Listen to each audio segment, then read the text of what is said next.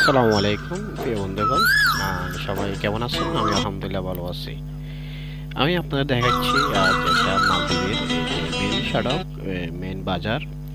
এটা হচ্ছে বাজারের স্পিডবোট, লঞ্চ, স্টিমার, ধনী যা বলে যে যে ভাষায়, এগুলো হচ্ছে মাছ ধরে। এই দনিগুলা মালদা রাজধানী থেকে বিভিন্ন জায়গায় চলে যায়, গিয়ে এগুলা মাছ ধরে। এক সপ্তাহ 15 দিন, এক মাস পরে আসে। আর সেখানে মাছগুলো বিক্রি টিক্রি করে আবার তারা চলে যায়। এদেশে বেশিরভাগ জায়গা হচ্ছে দেন মাছধনী, মাছের ব্যবসা করে তারা, সাগরে মাছ ধরে। আর যেখানে সামান উঠেছে দেখতেছেন, এগুলো হচ্ছে দেন বিভিন্ন আইল্যান্ড রিসোর্টের জায়গা।